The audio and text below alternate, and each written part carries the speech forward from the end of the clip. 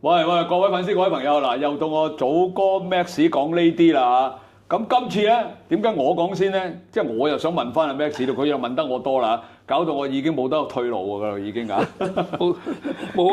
冇想紅褲仔開始都冇餐飲業會請我㗎啦嚇，唔緊要啦。咁好啦，嗱，我就點解想問咧？因為我好好奇啊 Max。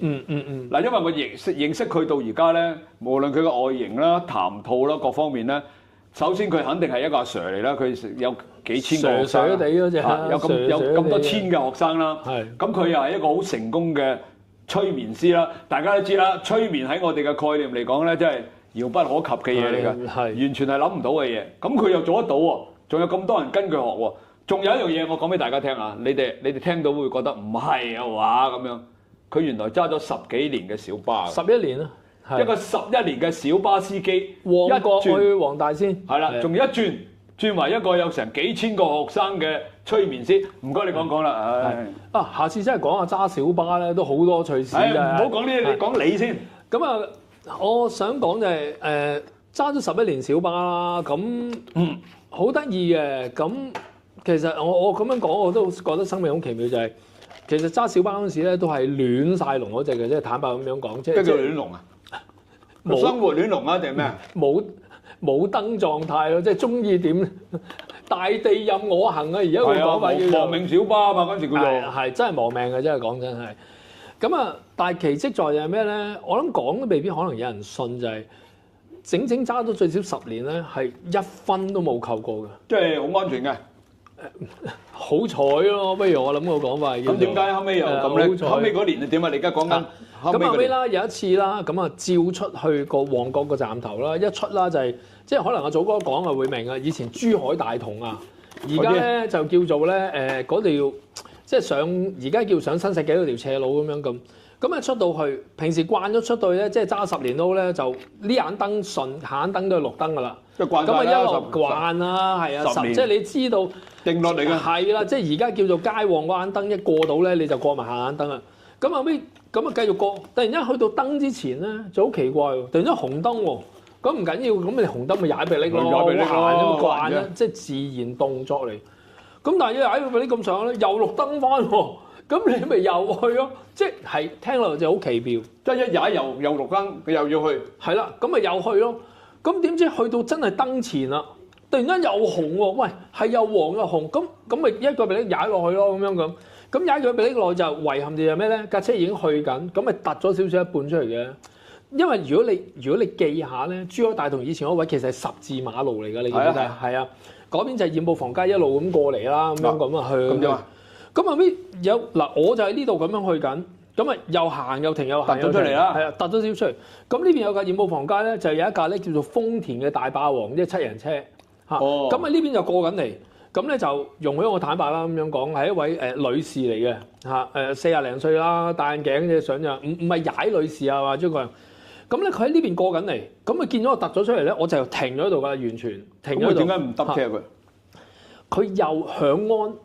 又大燈，乜都做晒。佢唯踩又揼車，咪佢就係唯獨有一樣嘢就係冇做，佢就係唔踩迫力。我真係完全唔明，到呢一刻都唔明。好咁有嘅啦。咁佢嚟到呢度咧，佢發現到有件事就係咩咧？佢真係就唯有攔腰撞落我度。嚇！係啊！哇！你冇命㗎咯喎！咁佢又醒喎，佢突然間唔攔腰喎，佢當上下咧扭軚，咁咪變咗咧就會撞到我呢邊呢個角咧。佢跟住嚟到度，啵一聲，好慢咁反咗。你司機位嚟喎嗰度。係啊！哇！佢炒落你度，你咪冇咗命㗎咯。我都唔會，因為其實咧，佢矮嘅，唔係佢個車速係好慢嘅。嚇，當其時個車速嚇佢好慢，咁可能突然間發現到，咦唔係喎，我真係撞，即係其實即係用好衰嘅講法就係有少少叫做揸車個意識已經知道其實係撞㗎啦。嚇，你都仲唔踩迫力，你想點咧？因為佢可能即係佢唔知個。佢覺得你唔啱。就算係咧，你負責，唔係我負責。唔係，佢可能諗住咧，佢響安或者大燈咧，我會行開啊，或者褪後。有啲人係咁樣嘅。係啊，好奇。佢要你讓佢噶嘛，係啊。啊，咁咪嚟到呢度，跟住反咗嚇，咁啊反咗啦，咁佢反咗之後咧，咁佢架車咪反咗嘅，好笑。本來呢邊係玻璃，呢邊玻璃，咁咪反咗之後咧，佢係慢慢搞開隻窗咧，就趌咗個頭。我都見過，佢擒翻出嚟。我都係佢擒唔到。咁我覺得其實好有趣。咁我想再講啲咩咧？咁後尾咧，咁冇辦法啦，撞咗車啦。但我真係講真，我後面望一望右邊咧，我居然見到一個咧，就係白色頭盔嘅人。白色頭盔係啊，你諗下有咩人戴白色頭盔？交通警咯。嗱，我唔夠膽亂講啊，但係事實真係點解咧？佢後尾咧就攞住個篋，我睇住佢斯然閂埋個篋，即係一個篋咁嘅物體。然之後咧就鎖埋咗個箱。我後尾再睇個箱咧，我就知道嗰個箱咧就係搞交通燈嘅。即係有人喺度整緊個交通燈，可能佢係調校緊啲嘢。係啦，咁原來就係咁樣。你知唔知我覺得奇妙在係咩啊？喂，既然你搞緊交通燈，你又眼前見到發生嗰個咁樣反咗車交通意外，佢直頭慢慢走咗去啊！佢好似當冇見過冇事發生咁行咗去。咁好啦，就報警咯。冇啦，咁啊好咩差人嚟到啊，哇又搞大龍鳳啊，又剩啊。咁咧，咁上庭咧就所謂叫計燈咧，我就輸咗嘅。梗係啦，突咗出嚟啊嘛。同埋如果計燈計咧，係一定用係我衝燈，佢係順燈咁去嘅叫做。咪住先，你講快啲。咁係咪真係後尾就冇得撈啦？咁後尾就扣一次過扣晒嗰15分，就冇得撈咯。冇得撈。咁後尾我有個好嘅朋友就話：喂，你橫掂都話你自己做得好唔開心啊，或者咁肯定唔開心啦。不如你有3個月嘅停牌時間，不如揾啲嘢學下咁樣咁。咁我當時諗。學乜嘢啊？我點會即係我做咗10幾年人，我完全冇呢啲概念嘅。但係我個朋友咧就成日都會上堂。咁後尾咧佢咧就俾咗一本好厚嘅嘢我。咩㗎？係啦，春夏秋冬季好好笑，就係嗰個工乜會嗰個咧，工聯會啦，嚇講嘅係我都教主送俾之前。咁咧就1年咧有2000幾個課程。佢就好好，佢就話：喂，你冇讀？係啦，佢話你不如揀一科讀，我陪你一齊讀咁樣。咁你揀邊科？咁我咪揭咯，咁我揭到，最得意喎，見到個你都催眠喎，啱啱好就啱啱開班，逢禮拜日夜晚上3個鐘，上2個幾月，嗰啲好切切地嘅嗰啲，係1000蚊啫嘛，哇平到震，1000蚊。咪先，我想問啦嗱。你講快啲得唔得？喺個工聯會裏邊學完之後啦，你點有業務講得快？你點樣轉咗出去？喂，因為你知道啊，工聯會係一個比較係興趣班嚟噶嘛，同職業根本無關嘅。冇關。講真啦，你由工聯會去到一個職業咧，要漫長路啊嘛。你不如講下你漫長路嗰度點先？咁後尾我上堂，咁我上咗10堂咧，我就俾嗰個導師咧就講一句説話勾中我嘅。係乜嘢？我想聽，我想聽。佢就話，就算一個普通人。如果有心機咧，學呢個催眠內咧，有一日咧，你會成為一位職業嘅催眠治療師。哇，係咪衰你㗎？跟住叫你上一啲貴堂啊！嗱，好啦 ，Max，你係咧全宇宙間咧，你係呢個骨骼精奇，好似阿周星馳嗰套戲咁。哇，嗱，你要買我個天書啊！嗱，呢個天書好平嘅啫，人哋咧就18萬8，你啊9萬8啦，咁你係咪栽咗啊？唔係，咁事實係真係真係栽咗啊！係真係有栽到嘅嚇。咁啊上完呢個初班啦，想死啊！咁啊好有興趣喎，咁後尾咧就咁我都復工㗎啦，已經揸翻小巴啦。咁咧但係咧佢繼續開班咧，我就繼續上。咁啊上，咁如是者就學多咗1幾2年。哇！交咗好多學費喎。我唔係好平啫嘛，當其時。再進階多2個課程，每個都係7000零蚊啫嘛。哇，7000零蚊唔多啊，得冇嘢，骨骼精奇繼續。嗱，如果18年前係唔係少嘅？好多啦，而家都多啦，10年。即係因為佢個老師同佢講，哇 ，Max 你天生骨骼精奇，一定要買呢本書。我繼續。咁後尾啦，咁我覺得感恩嘅就係，可能我即係我係嗰啲叫做乜嘢學嘢都係認屎認屁嗰啲人嚟嘅。天資聰敏呢啲叫做。唔係認屎認屁先啦，咁樣。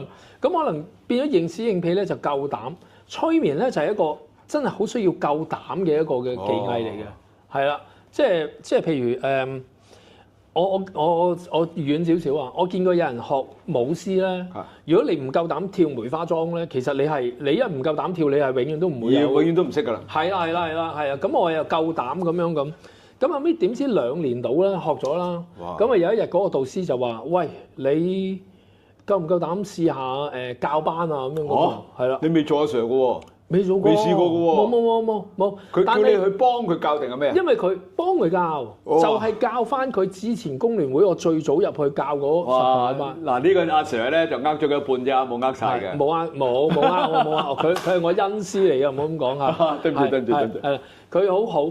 咁啊，即係佢可能睇中咗我乜都夠膽啊！嚇，因為你一夠膽咧，你企喺度咧，你就可以所謂即係應屎應屁啊或者個。其實呢個即係所謂嘅自信都，我諗都可能緊要嘅咁樣咁。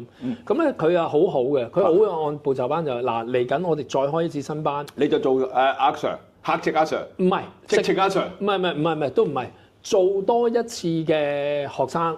但係今次呢每堂咧，你就自己做低筆記，記住我哋要教啲乜嘢，點佢幾好喎，即係扶持你㗎喎。係佢好好。點解會咁樣講咧？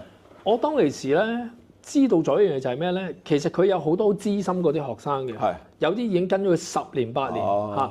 奇妙在係咩咧？佢喺工聯會度咧，差唔多成個心理學系咧，有8至9成啲班咧都係佢開嘅，都堅。即係可能有啲朋友會知道咩 NLP 啊，或者個都係呢啲大班嚟，因為有幾個階嘢幾萬人課程。好犀利㗎，好犀利。咁咧，當其時就開始有啲人講就係，咦，阿 Sir 咧，從來呢啲催眠班咧係唔會俾任何一個人教。點解你呢條僆仔會教咧？跟咗阿 Sir 年幾2年，佢居然夠膽俾班你教咧？發生啲咩事咧？咁我覺得好奇妙就係咩咧？後尾到我開班嘅時候咧，我居然啲師兄師姐咧報翻呢個班嚟讀喎。係咪做會㗎？唔係，佢哋就係想知道點？喂，平啊嘛，有乜所謂啫？嚟玩下啫嘛，或者個咁。咁後尾我就即係我都算係雖然係大拋和啊，即係以前好老土啲就即係中意死撐爛撐啊，應屎應屁，但我都做足功課嘅。咁啊後尾到我去教啦，咁我去教，咁後尾我去教第一次嘅時候咧。咁阿 Sir 都喺度嘅。你唔驚啊？唔驚。阿 Sir 喺度，啲師兄師姐全部動晒喺度。唔係喎，調翻轉頭喎，戴頭盔喎。嗱，我有咩唔識咧？我哋呢個班嘅總監就喺度嘅，係啊，大家或者個。喂，我有陣時真係教到啲嘢棘住咗咧，我就係話阿 Sir 可唔可以補充少少啊？咁樣咁，因為淨係做人資稅㗎嘛，咁樣咁。咁後尾就一路教落去，咁啊於是即係一班咁教。越教越多人。越教越多人。甚至乎咧，開始咧真係有少少咧滲透咗我自己啲理念咧，我又開始對催眠好迷痴啊嘛！我真係嘗試開始慢慢改佢入邊啲嘢咧，真係我咁樣講，我諗我大約教咗年幾2年之後咧，我已經改到成個班係全部都係我啲嘢嚟㗎。嗱呢啲咧，我同大家講，好似學功夫一樣，有啲人咧學咗一套嘅功夫、2套功夫、3套功夫，自己開一個門派出嚟。只要呢盤門派係得嘅話咧，就會好多學生。個框解都大部分都仲係師傅嘅，但係入邊啲個細明我就慢慢正常啊。咁後尾感恩咧，師傅就見到，咦呢條友仔即係有料到喎。係啊，即係當日睇佢都原來冇走漏眼咁啊，即係當大家好彩啦，又冇衰晒咁樣。咁後尾佢就嘗試，甚至乎連個中班都俾我哋有低中高班嘅。中班又俾我教。咁然後中班教下咧，佢又覺得 OK 咧，佢就開始問我，佢話嗱，你夠唔夠膽教個高班咁樣咁？如果你夠膽教個高班嘅話咧，我咧就將你變成我哋個英文叫 train the trainer，即係話變成一個叫做教練嘅教練。咁教練嘅教練要考牌嘅。咁考牌就係咩咧？我哋本身咧嗰個學會咧叫美國催眠師學會嚇。我哋亞洲區咧就得一個總監，就係台灣嘅陳一德醫生嚟嘅，醫師嚟嘅嚇。咁佢好好就話。如果你夠膽做導師，我直頭請阿陳一德醫師過嚟，親身教你，咁犀利？真係打個突喎，真係喎，好誇張喎！咁後尾就真係夾埋我啦，再夾多幾個師兄弟，因為點解咧？我一個人俾唔到咁多錢。係咁啊！咁後尾咧，我哋就4個人一齊上堂。咁啊，陳一德醫師咧就特登過嚟喺台灣過嚟4日親身教我哋。都好犀利喎！咁後尾就攞咗嗰張藍色嗰張證書。佢嗰度好多證書嘅嗰度，成4-5張嗰張證書。咁啊，藍色嗰張證書。咁後尾攞咗之後咧，就開始慢慢嘗試去教高班啦。咁啊，教高班教到咁上下咧，咁啊，本來嗰幾個班都係我教嘅。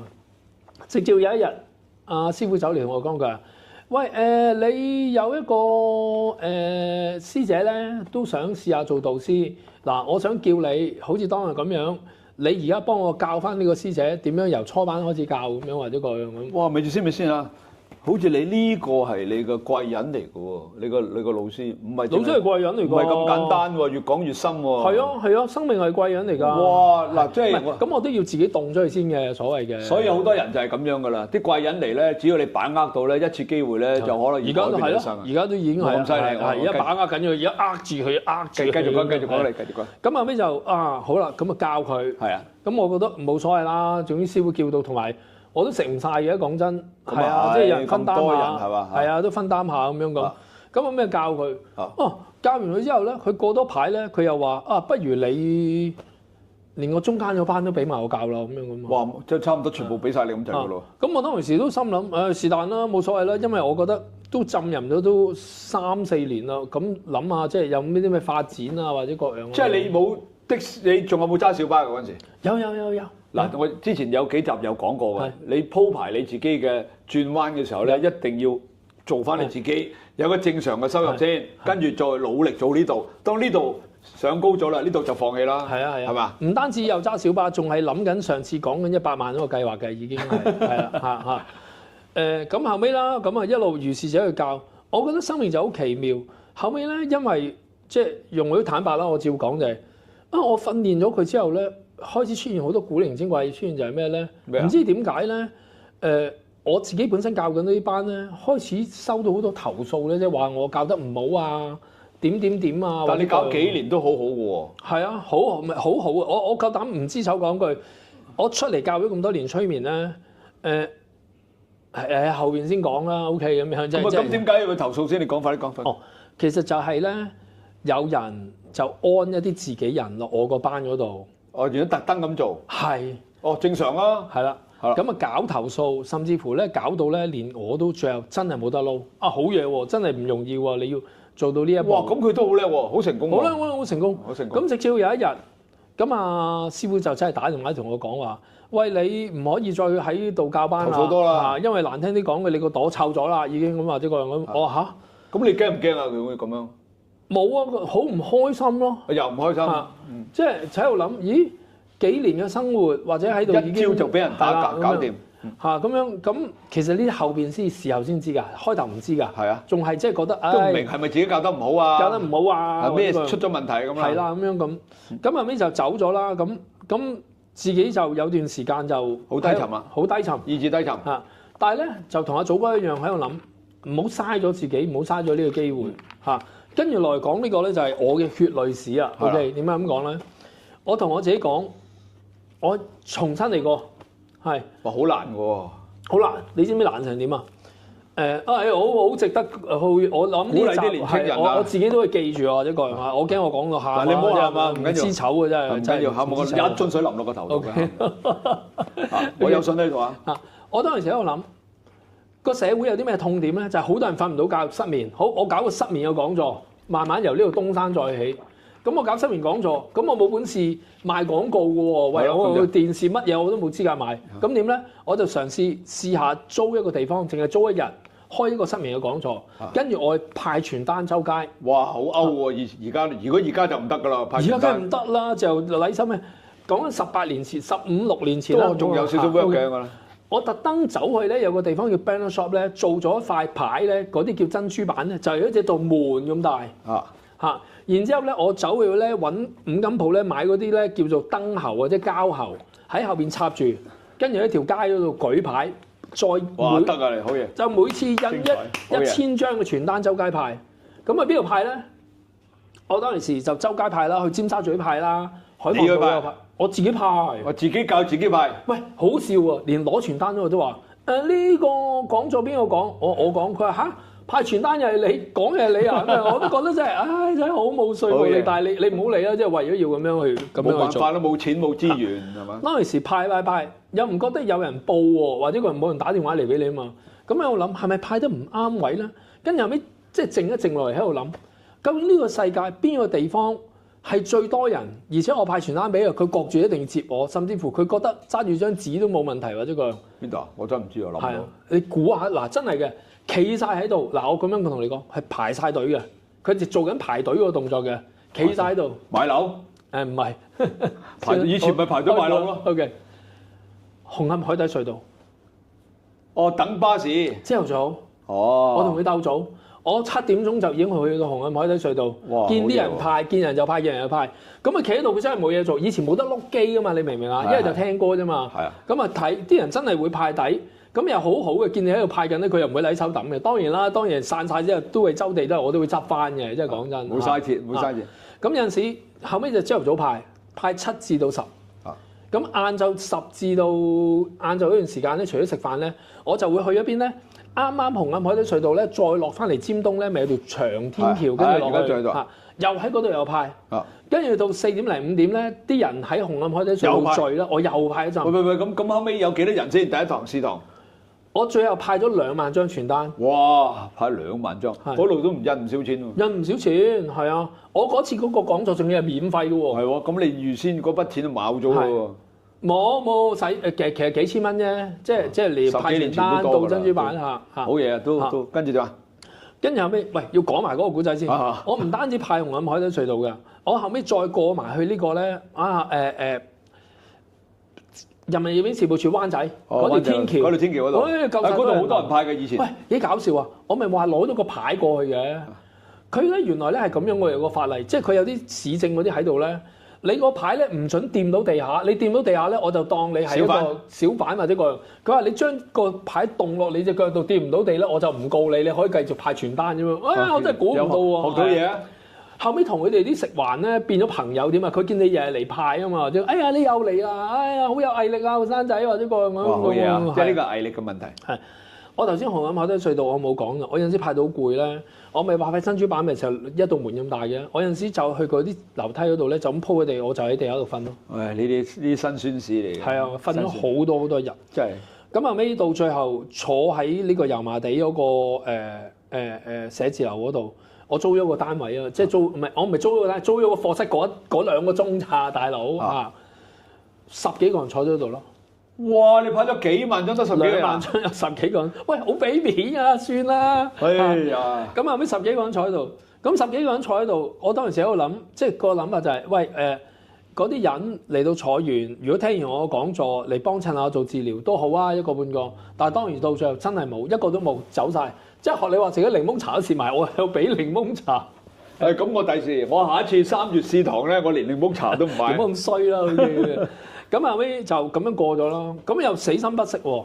咁喺度諗唔得啦，即係喂唔好嘥咗自己啊！咁咪又繼續。話呢個毅力好緊要啊。係又再用同一個方法再試，但係咧就其實到最後都唔得嘅，好坦白咁樣。哇！咁你派咗好多萬張噶咯喎。後尾做最後都唔得，咁啊冇啦。到最後做咗個決定就係咩咧？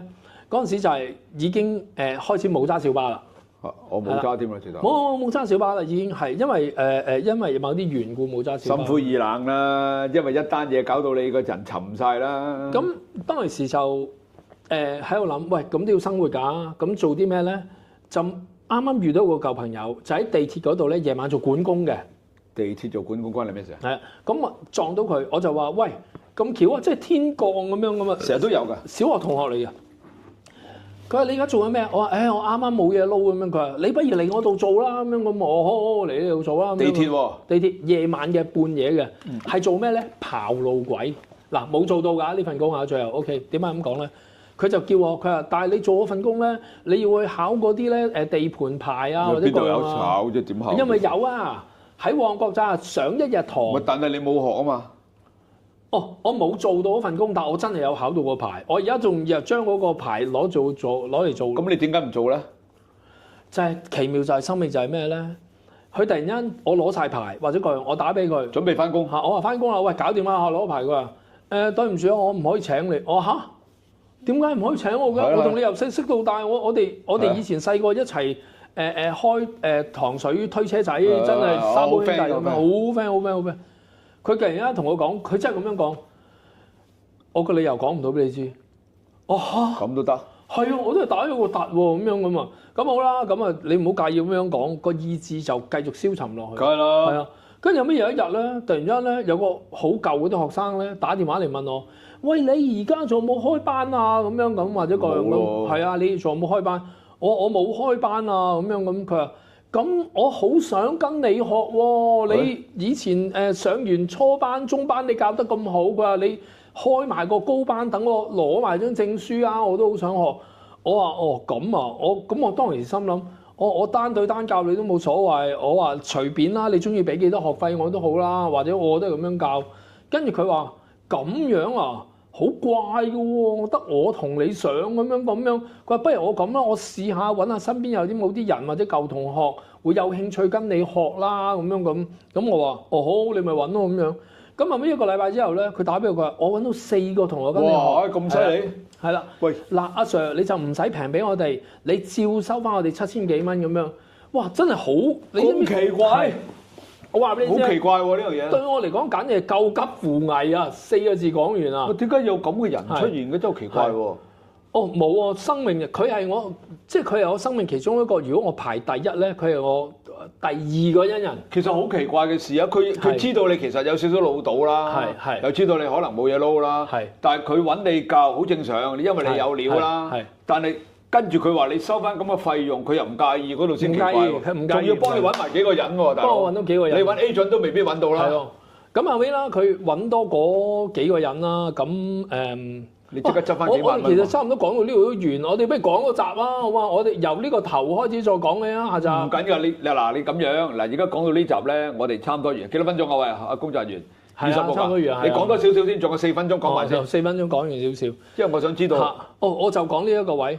咁後尾啦，佢話，喂，你不過就有一個問題就係，阿 Sir 你教完我班咧，你識唔識得幫我申請嗰張證書啊？即係你可唔可以㗎？其實係啊，我可以，但你以前咧係公乜會申請㗎嘛？咁你私人申唔申請過？我唔識申請，我未試過。喂，我對上咧，再講翻嗰轉頭就係講咩咧？我對上咪喺公乜會度自己畢咗業咧，其實咧我畢咗業咧，大約2年幾3年咯，我都係未收到張證書。咁嗰啲就留，即係嗰度就興趣班嚟嘅啫。我唔係，佢係我俾埋錢㗎。俾埋錢喺國際嗰度攞。係啦。咁後尾事後啦，我梗係知道即係渠道啦。唔係，即係照講啦，或者個師傅咧，因為點解咧？我後尾事實真係，我後尾開班，我梗係會學識申請證書啦。我後尾先至知道咧，原來申請證書咧係我今日申請1個禮拜之後，美國就會寄到俾我㗎啦。咁你個證書喺邊啊？咪就係原來個師傅一路都冇同我哋申請咯，係咪好衰咧？咁樣講真係衰到冇人。嗱，其實好怪嘅，我都之前有集講嘅，小人或者係貴人，其實貴人就好變小人，小人就可以變貴人，就係呢個道理啦。即係我哋唔係講佢個師傅啊，即係我講緊人生啊。係，咁唔係我有親身問咗師傅嘅，我話喂，你點解咁耐都唔俾證書我哋，或者俾啲學生？我學晒㗎咯喎。係啊。咁就算師傅有一日睇到呢個，我諗佢都要認就咩？其實真係就係懶咯。即係資料就收晒，咁唔得，咁我哋唔做。放心啦，你跟我學呢個做 YouTuber 咧，我哋有個香港教育署發出嘅證書俾你㗎。真係㗎？有啊，我係其中教育署裏邊一個高級嘅講師，我嘅證書。哇！真嘅唔係咁犀利㗎？真。咁有冇個名啊？最後你嗰張證書有晒全部。就咩香港組個 YouTuber 咁樣㗎？係。真係咁樣講。叫做國際自媒體師。國際自媒體師，哇！即係唔係就咁一個普通班？唔係普通興趣班嚟㗎，有證書。哇！個真係鼓勵，點解你一路唔講嘅呢樣嘢？咁啊，有時你冇問就唔講住㗎啦。我都未開班，我4月、5月先開班，3月先試堂，到時我2月1號先至上，都話俾大家聽都未遲啊！嗱，我開班嗰啲奇情嘢留翻下集講，下集講係啊。唔係啊，佢真係因為我一講，我想繼續講落去。唔係佢嗰啲嘢咧，我覺得啦，大家聽咗之後咧。即係我有我嘅人生嘅經歷啊，好多神奇嘢，而佢咧亦都有好多神奇嘢嘅。好多神奇嘢。咁不過喺佢嘅神奇嘢裏邊咧，又有起承轉合啊，又有上到高潮又落翻嚟咁樣，好似做編導咁啊。不過其實係真事嚟嘅，因為咧。我之前同佢傾過偈咧，佢都講過嘅。咁好啦，呢集我哋係咁多先。因為我點解咁想講嗰集咧？因為入邊有好多人要多謝啊，真係。哇！我唔想漏咗，想多謝嗰啲人。你當咗去無線 TVB 個頒獎最佳男主角嗰個頒獎會咁喎。我訪問你，你就將你個人生印記講出嚟，我都想試下講下出嚟啊嘛。我覺得 OK 喎，我覺得幾好聽喎。好，唔係冇講咁多啦，我哋嚟多集啦。呢集啊〜我知我會打上集，跟住就會打下集啊嘛。好，今次到我做廣告部啦。你講啊，等你打完場學下俾個機會啲僆仔學下嘢啊。今次咧好多謝阿 Max 咧分享佢嗰個人生經歷，因為其實做人啦嚇，我想同大家講嘅，你永遠都會經過多高潮同埋低潮。咁因為有啲人咧喺個低潮嘅時候咧，就選擇一啲唔適當嘅道路啊，咁甚至乎咧誇張啲咧自殺啊，或者得到抑鬱症添。其實咧，因為我見過咁唔少嘅例子，有機會我都同你分享喺酒店遇到呢啲咁嘅嘢。不過咧，我奉勸大家啦，記住啦，人生係永遠係高低起伏㗎。你點樣喺你嘅低潮裏邊把握，再創一個高峰咧？就聽阿 Max 裏邊下一集啦嚇。好啦，呢集咧又交翻俾你啦。好。咁啊，多謝大家支持啦，尤其係我哋呢個 channel 啦，我都係咁樣學嘅 CLS 啦，就係咧 C 咧就係 comment 啦，就係呢個咧叫做俾留言啦 ，L 啦就係咧 like 我哋啦，跟住 S 啦就係 subscribe 啦，跟住咧去支持我哋咁樣，希望大家咧就係、喂，你頭先你講到順咩點讚、收藏、轉發，撳個鐘仔。點讚、收藏、轉發、撳個鐘仔。我知道，好學到。再見啦，唔好講多嘢，拜拜。